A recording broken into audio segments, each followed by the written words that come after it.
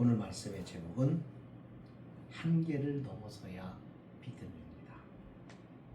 이런 제목으로 함께 은혜를 나눕니다. 요즘 사회를 시끄럽게 하는 사건이 하나가 있었죠. 김하늘 양. 그 어린아이가 희생이 되므로 그 하늘 양의 가정은 소망을 다 잃어버렸습니다. 자식이라는 게 정말 부모에게 있어서는 너무나도 귀하고 너무너무 사랑스러운데 그 아이를 잃은 부모의 심정은 세상의 그 어떤 것과도 비교할 수 없을 만큼 처절하고 처참했을 것입니다. 한동안 살고 싶은 생각도 아마 안 들 거고 누구를 만나도 기쁨이 없을 것이고 차라리 그 딸과 함께 세상에 떠나 함께 있고 싶은 생각만 있을 것입니다. 근데 이렇게 보니까 장례식을 보니까요, 그 관에 십자가가 있더라고요. 그 가정이 믿는 가정이 아닌가 싶어요. 자, 이럴 때 우리는 이런 생각을 합니다. 하나님, 왜 하나님을 믿는 가정에, 왜 하나님을 의지하는 사람에게 이와 같은 불행한 일이 일어납니까? 물론 하나님의 뜻이 얼마나 크고 넓고 깊은지 이해할 수 없기 때문에 우리는 그렇게밖에 하나님 앞에 물을 수밖에 없습니다. 이해를 못하니까요. 이해할 수가 없으니까. 우리의 한계가 그거니까요. 참새 한 마리도 땅에 떨어지는 것이 하나님의 허락 없이는 안 된다고 분명히 예수님이 그렇게 말씀하셨어요. 그렇다고 한다면 인간의 생명, 그 어린 것은 하나님이 희생되고 결국은 죽게 되는 이 상황이 우연일까? 믿음의 관점에서, 신앙의 관점에서, 하나님의 관점에서 바라볼 때 이것이 우연인가? 아니죠. 분명히 필연적일 거예요. 거기에는 하나님께서 개입이 있을 거예요. 그렇다면 하나님은 왜 이와 같은 일을 허락하셨을까? 거기에 그리스도인들이 가지고 있는 의문이 생깁니다. 안 믿는 사람이야 그냥 생각 없이 안 됐다, 불행한 일이다, 끝나겠지만 그 부모의 입장에서 볼 때는 하나님께 그런 질문을 반드시 던질 거예요. 왜 하나님은 우리 아이를 지켜주지 않으셨어요? 왜 하나님은 우리를 외면하셨어요? 물을 수 있겠죠. 어떠한 말로 위로가 될까요? 어떻게 하면 그 부모가 위로를 받을까요? 없습니다. 위로받을 수가 없어요. 고스란히 그 아픔과 외로움과 그 고통을 가슴에 간직하고 호흡이 멈추는 날까지 생각하면서 가슴에 묻고 살아가야 할 것입니다.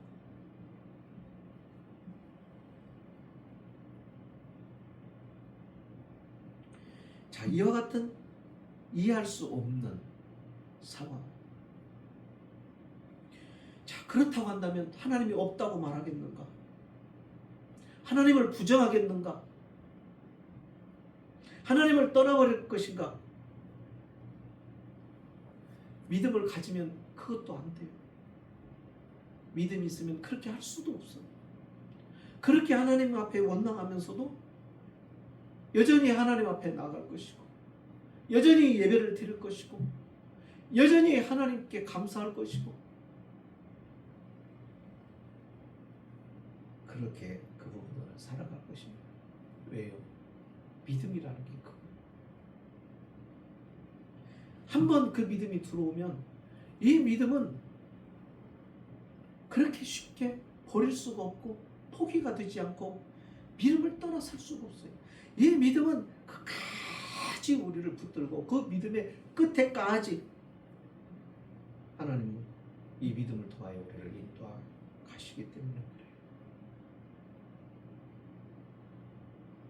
그러면서 시간이 가고 세월이 지나고 믿음이 자라면서 이 하나 이해할 수 없었던 일들을 이해하게 되고 깨닫게 되죠. 제가 대학을 다닐 때 교수님 한 분이 참 특별하신 분이었는데 숙제를 내주는데 진짜 어려운 책을 썸머리를 해오라고 숙제를 내줬는데 이 책이 참 어렵습니다. 이해하기가 참 난해한 부분들이 참 많아요. 이것을 썸머리를 해가지고 이해가 되어야 이거 썸머리가 된단 말이에요. 요약해서 정리가 되는데 그렇게 어려운 책인데요. 책을 읽는 동안에 머리가 아플 정도로 그렇게 어려운 책이었어요. 근데 하라는 거예요. 숙제니까 해야 되겠죠.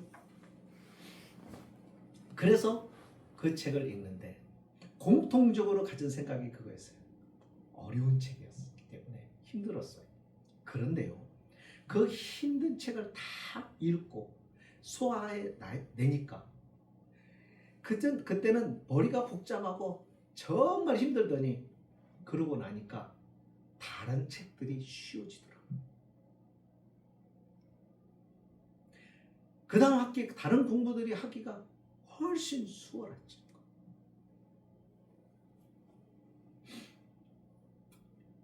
한계를 넘어서니까 그 극한 상황을 뛰어넘어가니까 그 다음부터는 쉬워지더라고요. 운동도 마찬가지입니다. 늘 밥 먹고 걷기만 하니까 당은 안 올라가는데 근육이 붙지를 않는 거예요. 근육이 붙어야 되는데 그래서 왜 그런가 봤더니 그것은 당이 올라가지 않을 만큼만 소모가 되는 것이 근육이 붙을야 이게 당을 이길 수가 있고 건강할 수 있고 튼튼할 수가 있는 건데 그러려고 하면요 그 힘겨운 운동 하다 보면 숨도 차고 막 다리도 뻐근하고 막 근육도 아프고 하는 이 과정 그러니까 극한 상황들이 있잖아요. 근육이 생기려면 그 극한 상황들을 넘고 넘어야 근육이 생기는 거예요.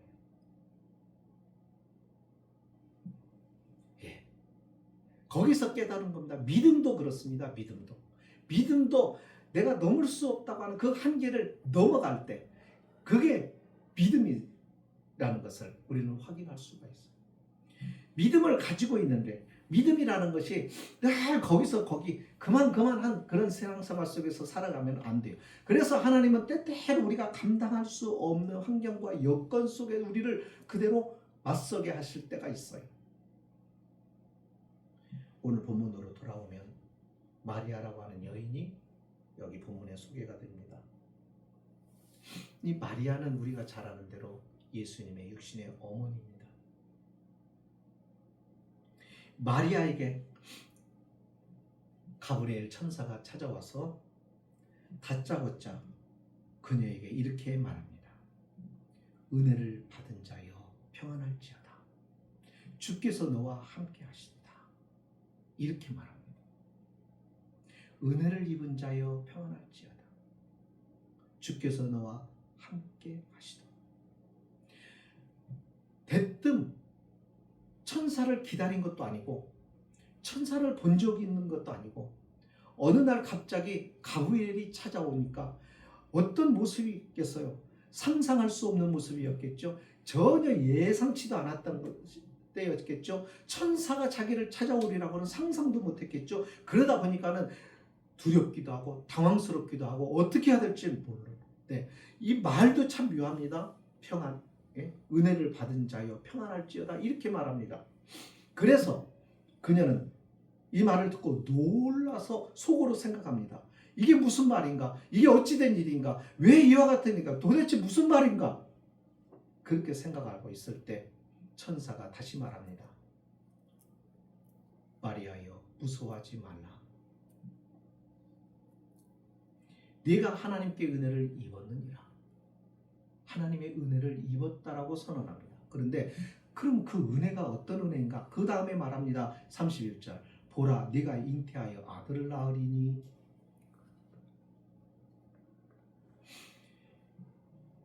이해가 되시겠어요? 하나님의 은혜를 입었다고 말하면서 갑자기 네가 아들을 낳을 것이다 라고 말하는 거예요. 자, 마리아의 입장에서 보자고요. 하나님의 은혜가 마리아에게 있어서는 기쁨이겠나요?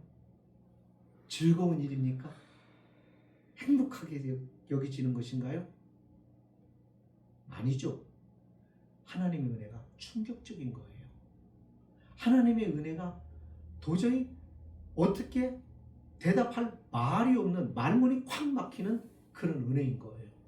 하나님은 이것을 은혜라고 천사를 통해서 말하지만은 마리아 입장에서 보면은 이게 은혜로 받아들이기보다는 두려움이고 걱정이고 염려고 근심으로 받아들일 수밖에 없는 상황이에요. 하나님의 은혜가 너무 무자비한 거예요.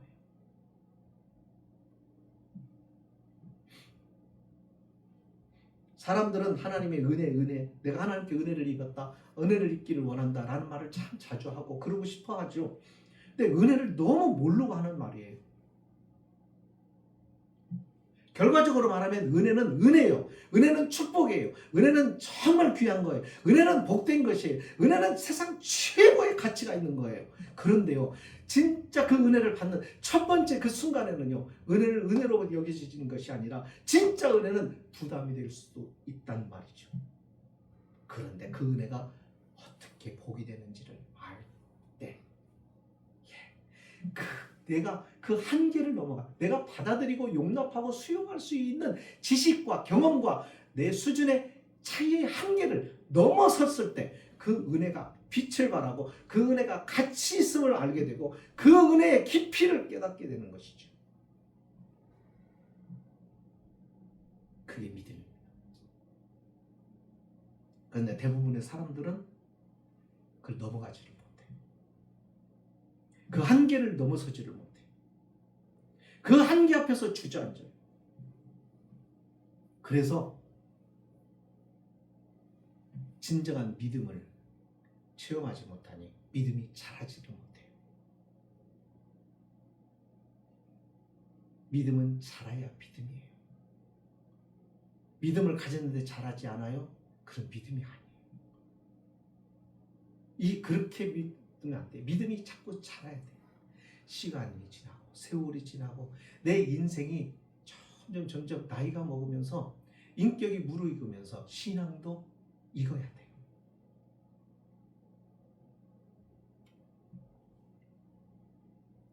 우리가 살아가면서 그리스도인지만 그리스도인으로 살아갑니다.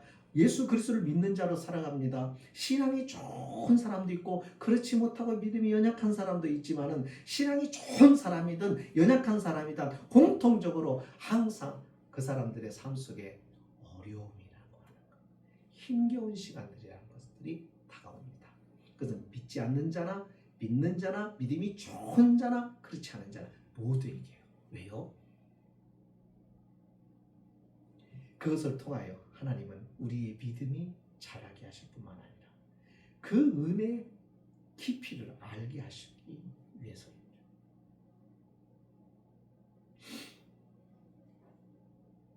마리아는 두려웠어요.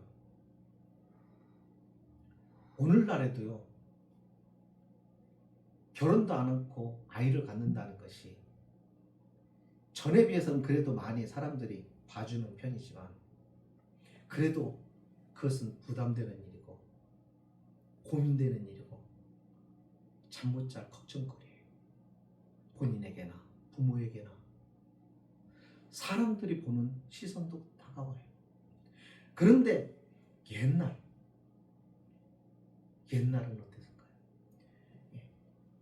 유대교의 그 문화 자체가, 종교적인 그 문화 자체가 얼마나 윤리적인 것을 요구해요.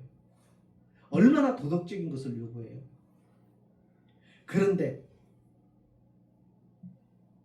마리아에게 난데없이 하나님의 은혜라고 한 그 은혜의 소식이 찾아오는데 그게 마리아를 힘들게 하는 거예요.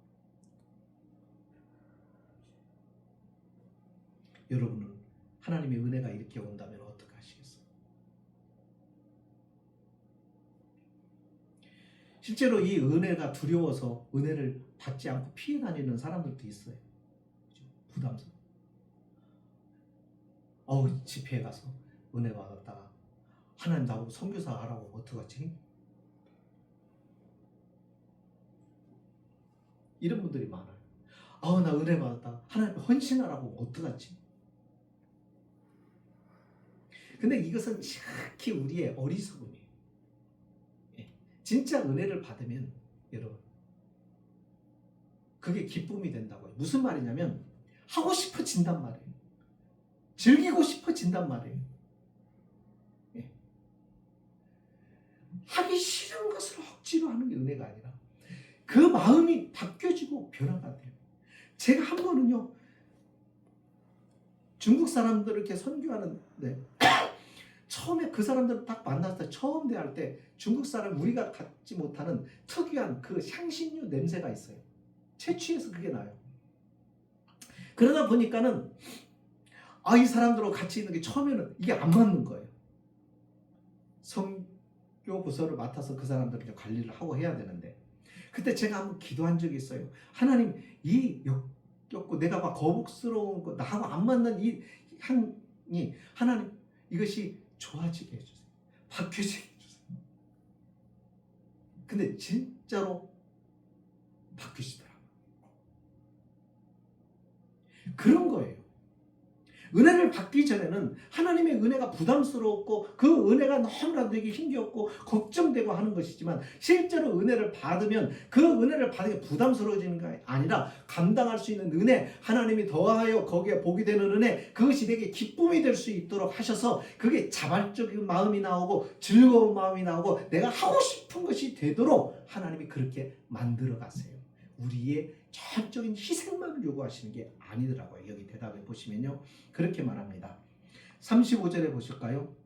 먼저 34절에 마리아가 천사에게 말하되 나는 남자를 알지 못하니 어찌 이 일이 있으리까? 35절 천사가 대답하여 이르되 성령이 네게 임하시고 지극히 높으신 이의 능력이 너를 덮으시리니 그의 능력이, 그의 은사가, 그의 권능이 너를 덮으시며 너가 그것이 받아들여지게 되고 수용하게 되고 기쁨이 되게 되고 그것을 감내하는 것이 즐거워지게 된다는 것입니다. 이게 하나님이 하시는 거예요. 그러니까 걱정할 필요가 없어요.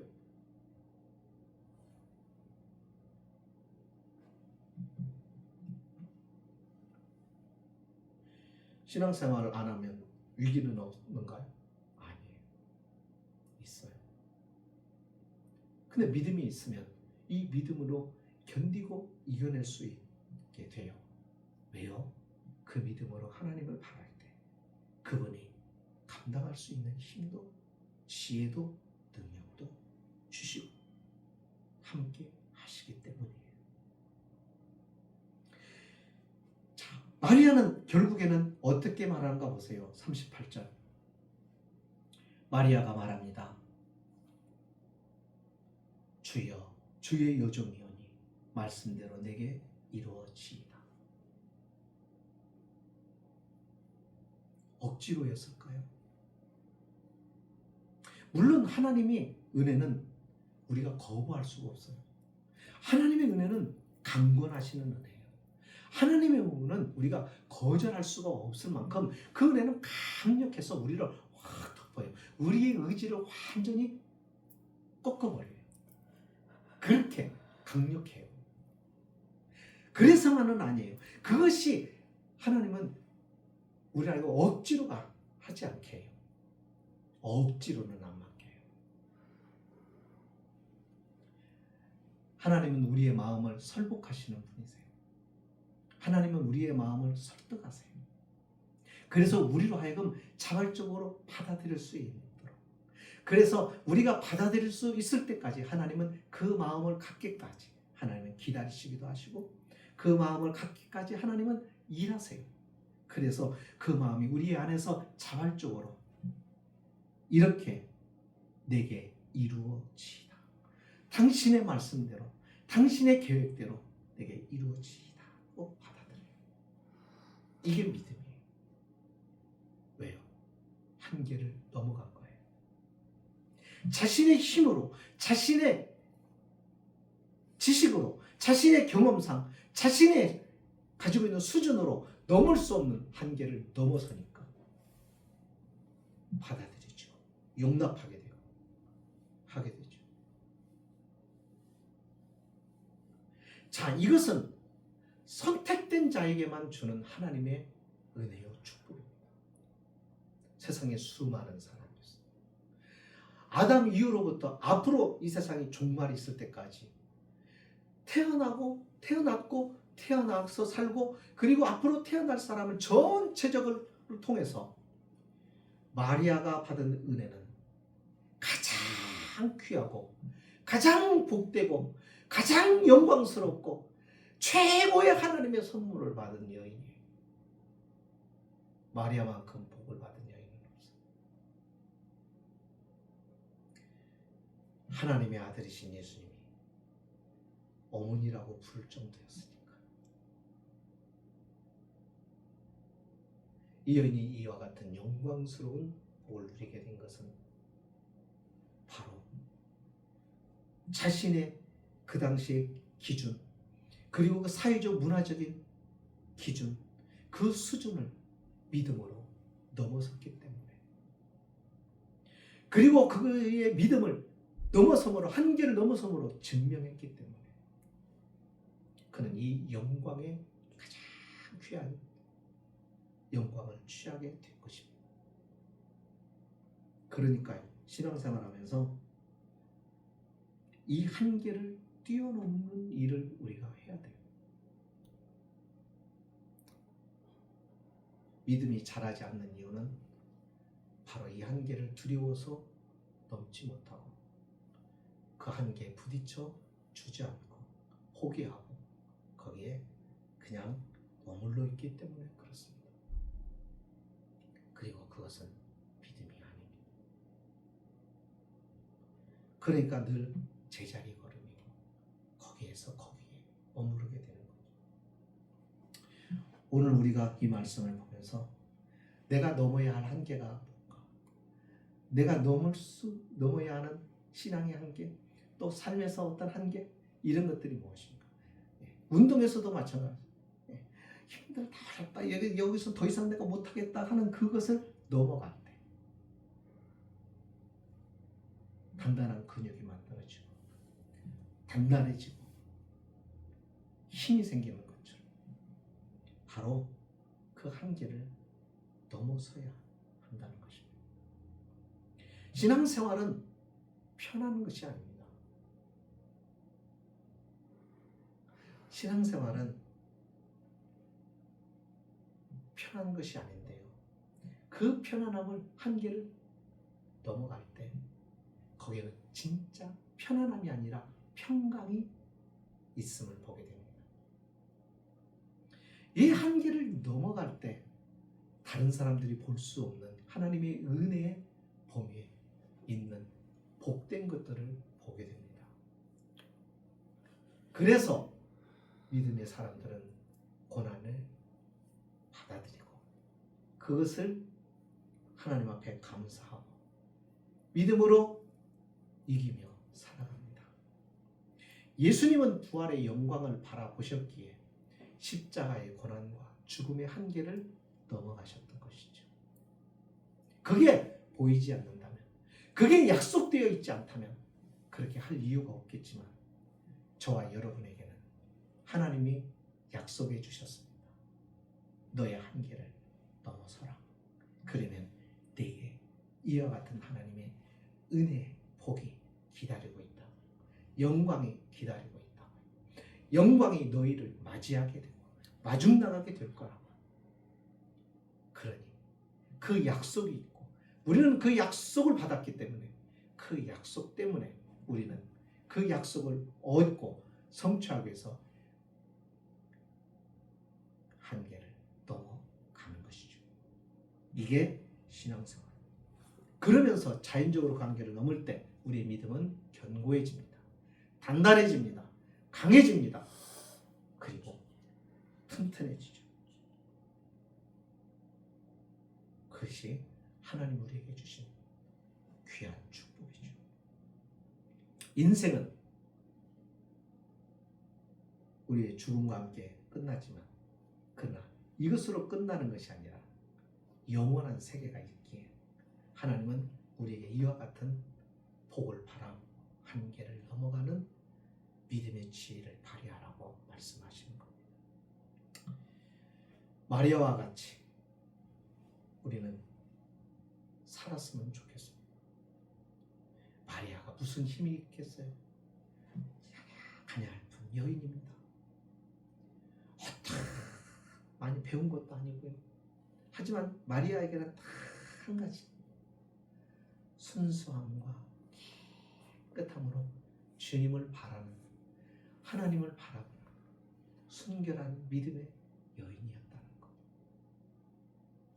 그렇기 때문에 하나님이 마리아를 선택했고 마리아를 통해서 이 땅에 인류에게 구원이 이루어지도록 그를 하나님의 통로로 사용했다는 것. 거기에 그녀가 선택되었고 가장 영광스러운 자리에 그녀의 이름이, 그녀의 존재가 있었다는 것. 이것이 저와 여러분이 이 세상을 살아가면서 가져야 되는 믿음의 사람으로서의 생각이요 태도입니다. 믿음의 한계를 넘고 또 넘어서 우리의 신앙이 더 견고해졌으면 좋겠고 자랐으면 좋겠고 더 튼튼해졌으면 좋겠고 강해졌으면 좋겠고 더 자랐으면 좋겠습니다. 그러므로 우리로 하여금 다른 사람이 위로가 됐으면 좋겠고 우리로 통하여 다른 사람이 복이 되었으면 좋겠습니다. 기도하십니다. 하나님 감사합니다.